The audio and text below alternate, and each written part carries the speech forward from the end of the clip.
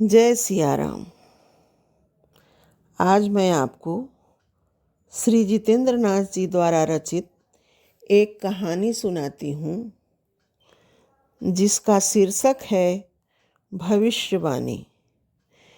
ये कहानी एक सच्ची घटना पर आधारित है। मैं इसको अपने शब्दों की श्रद्धांजलि द्वारा आप लोगों तक पहुँचाना चाहती हूँ। रामनाथ का गांव शहर से काफ़ी दूर था। गांव के आसपास कोई डॉक्टर भी नहीं बैठता था। यूँ कहें गांव बहुत ही पिछड़ा था। गांव में यदि कोई बीमार पड़ता तो लोग बैलगाड़ी पर या खाट पर लाद कर कोसों चलकर रोगी को अस्पताल ले जाते। भादों का महीना था। पूरे गांव में श्री कृष्ण जन्माष्टमी की तैयारी हो रही थी। रामनाथ भी श्री कृष्ण जन्माष्टमी की तैयारी कर रहा था। जन्माष्टमी के दिन शाम से ही रामनाथ की बैठक में भजन कीर्तन हो रहा था। अचानक रामनाथ की पत्नी को प्रसव पीड़ा आरंभ हो गई। पीड़ा धीरे धीरे बढ़ने लगी। असहनीय प्रसव पीड़ा से वह तड़प रही थी। घर के बाहर बैठक में रामनाथ और सभी पुरुष बेचैन बैठ भगवान से आरजू कर रहे थे कि जच्चा को कष्ट सहने की हिम्मत दे। गांव में एक बूढ़ी प्रसव सेविका रहती थी। रामनाथ की माँ दौड़कर उस प्रसव सेविका के पास जाकर उसे साथ लेकर आती है। प्रसव सेविका ने रामनाथ की पत्नी को एक कुशल डॉक्टर की अंदाज में देखते हुए कहा कि बच्चा उल्टा है और अभी कम से कम 2 घंटे लगेंगे।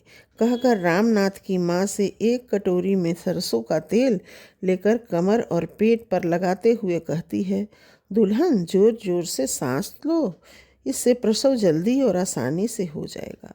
कुछ देर बाद कमरे में एक बच्चे की किलकारी बाहर सुनाई पड़ी। यह जानने के लिए रामनाथ की पत्नी ने क्या जन्म दी है, लड़का या लड़की, घर की औरतें दरवाजे पर कान लगाकर खड़ी थी।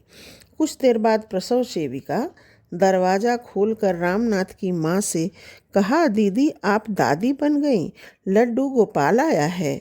रामनाथ की माँ, बहन और परिवार की सभी महिलाएं पीतल का थाल सजाकर इजहार करते हुए नाचते हुए जच्चा बच्चा के लिए बधाइयाँ गाने लगती हैं, पीतल की थाली बजाने लगती हैं।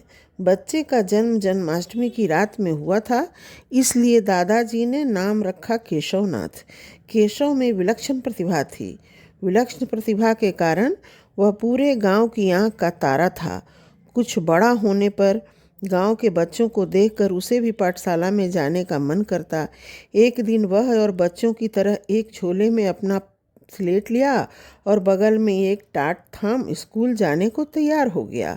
रामनाथ केशव की पढ़ने की प्रवृत्ति देख गांव के मिडिल स्कूल में जाने लगा। गांव से 1 कोस पर हाई स्कूल था।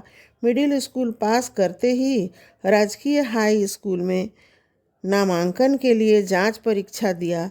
प्रथम सूची में उसका नाम था। अब वह हाई स्कूल का विद्यार्थी था। तीव्र बुद्धि, पढ़ाई में लगन, शिक्षकों के प्रति आदर भाव, सहपाठियों के साथ अच्छा व्यवहार के कारण बहुत जल्दी ही सबों का चहेता बन गया।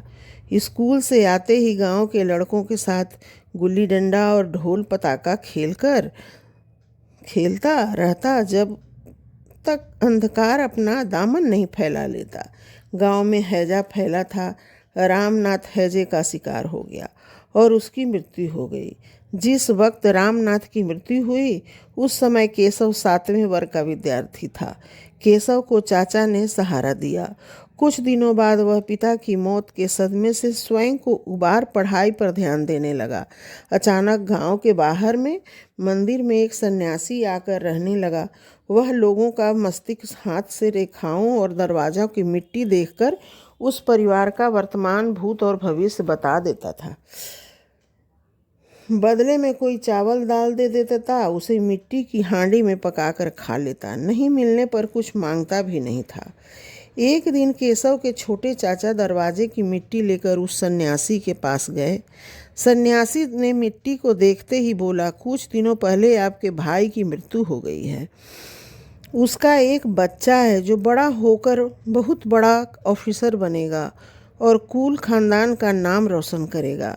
यह सुनकर उसके चाचा के चेहरे से खुशी गायब हो गई, क्योंकि सन्यासी ने उनके बच्चों के बारे में ना बोल केशव के बारे में कहकर उसे ही आशीर्वाद दिया था। जलन भाव से चाचा उसके नफरत करने लगे। रात में जब वह पढ़ने बैठा दीपक बुझा देते, फिर भी केशव पढ़ाई का क्रम नहीं छोड़ा। स्कूल से आते ही अब खेलना बंद कर दिया और दिन के उजाले में स्कूल से मिला होमवर्क करने लगा। चाचा जी अब स्कूल का मासिक शुल्क भी देने में आनाकानी करने लगे, पर वह हार नहीं माना। उसने गरीब छात्र कल्याण कोष से सहायता करने का और मासिक शुल्क माफ़ करने के लिए आवेदन दे दिया। पढ़ाई के प्रति लगन, मधुर व्यवहार और शिष्ट आचरण को देखते हुए स्कूल प्रबंधन ने गरीब कल्याण कोष से एक मुश्त राशि देते हुए मासिक शुल्क भी माफ़ कर दिया। अब वह और अधिक मेहनत से पढ़ाई करने लगा। परिणाम 7वीं बोर्ड परीक्षा में मिले प्रथम स्थान प्राप्त कर स्कूल का नाम रोशन किया। उसकी सफलता को देखते हुए स्कूल प्रबंधन ने छात्रवृत्ति देने का निर्णय किया। अब उसे प्रति माह छात्रवृत्ति भी मिलने लगी, जिसे वह अपने अध्ययन पर खर्च करने लगा। सेकेंडरी का जब वह विद्यार्थी था, उसी समय उसका विवाह कर दिया गया। अब उस पर एक नई जिम्मेदारी सौंप दी गई, जिससे वह पढ़ाई बंद कर खेती के काम में सहयोग करे, पर वह विचलित न होकर अपने जीवन से संघर्ष करते हुए सेकेंडरी की परीक्षा भी उत्तीर्ण कर लिया। सेकेंडरी की परीक्षा पास करते ही उसने निश्चय कर लिया कि अब पढ़ाई बंद कर कुछ ऐसा किया जाए जिससे माँ और पत्नी की जिम्मेदारी उठा सके। उसे कहीं से पता चला कि गया शहर में बहुत से केंद्रों पर सरकारी स्तर से टंकन का प्रशिक्षण दिया जाता है, जिसको सीख लेने के बाद सरकारी नौकरी मिल सकता है। अब समस्या थी कि गया में उसे आश्रय कौन देगा। माँ और पत्नी के बीच अपनी समस्या को रखते हुए सलाह मांगा। पत्नी ने कहा कि मायके से आते समय पिताजी ने कुछ पैसे दिए थे, जिसे मैंने बटुआ में रखा है, चाहे तो आप उसे लेकर अपनी मनोकामना पूरा कर सकते हैं। पैसे का प्रबंध देख माँ ने बहू का मन ही मन आशीर्वाद दिया और प्रसन्नता व्यक्त करते हुए केशव से कहती है, बेटा, मखलौटगंज में तेरे एक मामा रहते हैं, जाओ, शायद वो तुम्हारा सहारा बनकर कुछ सहायता करें। मामा के घर जब पहुंचा तो मामा मामी ने उसे पुत्रवत स्नेह दिया। मामा मामी के व्यवहार ने उसे हिम्मत दिया। 2 दिन बीते, पर अभी तक वह आने का कारण नहीं बताया था। तीसरे दिन वह उन लोगों को आने का कारण बताते हुए कहा कि आप लोग मेरे लिए यदि 1-2 ट्यूशन खोज देंगे तो बहुत ही अच्छा रहता। उससे मुझे अपना पॉकेट खर्च यथा हिंदी अंग्रेजी टंकन सीखने में मदद मिलती, साथ ही प्रतियोगिता परीक्षा की तैयारी कर लेता। मामा जी ने अपने 1-2 परिचित लोगों को ट्यूशन खोजने के लिए कहा। 1 सप्ताह के अंदर ही 4 आने महीना पर एक वृद्ध को पढ़ाने के लिए ट्यूशन मिल गया। उस पैसे से उसने एक सरकारी संस्था में टाइप सीखने के लिए नामांकन करा लिया। अब प्रति माह उसे शुल्क के रूप में 2 आना देना था। साथ ही टंकन की किताब एवं टाइप सीखने के लिए प्रतिदिन 2 सादा कागज की आवश्यकता थी। 2-3 दिन बाद उसे 4 आने महीना पर एक और ट्यूशन मिल गया। इससे उसे बहुत ही सहारा मिल गया। अब यह टंकन सीखने के साथ साथ प्रतियोगिता परीक्षा के लिए सामान्य ज्ञान की अच्छी अच्छी पुस्तकें खरीद कर प्रतियोगिता परीक्षा की तैयारी करने लगा। महीने तक टाइप कड़ी मेहनत मन लगाकर सीखता रहा। 6 महीने बाद जब संस्था ने उसका टंकन जांच परीक्षा लिया तो उसमें उत्तीर्ण हो गया। फलतः संस्था द्वारा एक प्रमाण पत्र जारी किया गया, परंतु टंकन सीखना नहीं छोड़ा। एक दिन जब वह टंकन सीखने गया तो वहाँ के प्रशिक्षक ने बताया कि पटना के फलेरिया विभाग में टंकन सहलिपि की बहाली होने जा रही है, जिसका विज्ञापन प्रमुख समाचार पत्रों में आया है, कहकर समाचार पत्र उसे पढ़ने को दे दिया। विज्ञापन में दिए गए निर्देशों के आलोक में उसने आवेदन भर दिया। नियत तिथि को समय गुलजार बाग स्थित फलेरिया कार्यालय में टंकन जांच परीक्षा में सम्मिलित होने के हेतु पहुंचकर परीक्षा दिया और वापस मामा के घर आ गया। एक दिन गांव का चौकीदार ने आकर उसके चाचा को कहा कि केशव के बारे में कुछ पूछताछ के लिए थानेदार साहब ने केशव को तलब किया है। चाचा को लगा शायद केशव ने कुछ ऊपर नीचे किया है, इसलिए तो थाना में उसको बुलाहट हो रही है। चौकीदार से उन्होंने कहा, जाकर थानेदार से कह दो वह गांव में नहीं रहता है। कहकर गुस्से में पूरे घर को सर पर उठा लिए। 1-2 दिन बाद स्वयं थानेदार गांव में आकर गांव वालों से उसके घर का पता पूछते हुए उसके घर पर आते हैं। केशव के चाचा जी थानेदार साहब को बंगले पर बैठाते हुए कहते हैं, क्या कहूँ साहब, आज बड़ों की सुनता ही कौन है। मैं केशव की माँ से कहा था इसे शहर में नहीं भेजो, पर जिद करने लगी। आज खानदान का नाम मिट्टी पलीत कर दिया और आपको यहाँ तक आना पड़ा। सुनकर थानेदार साहब ने मुस्कुराते हुए कहा, भाई साहब, बिना कुछ जाने क्यों गुस्सा रहे हैं? अभी गुस्सा करने का समय नहीं, खुशी मनाने का समय है। केशव की नियुक्ति बिहार सरकार के स्वास्थ्य विभाग में होने जा रहा है। थाने द्वारा जांच रिपोर्ट भेजना एक प्रक्रिया है, इसलिए यहाँ आए हैं। सुनते ही चाचा जी को जलन होने लगा, पर बनावटी मुस्कान बिखेरते हुए थानेदार को मुंह मीठा करा विदा किया। महीने के दूसरे शनिवार को वह गांव आता और रविवार की शाम वह गया चला जाता। इस बार जब वह आया तो गांव में घुसते ही दोस्तों ने सारी कहानी बताते हुए उसे बधाई दिया। घर में कदम रखते ही सबसे पहले उसे चाचा जी से मुलाकात हुई। चाचा जी का पैर छूने के लिए वह आगे बढ़ झुका।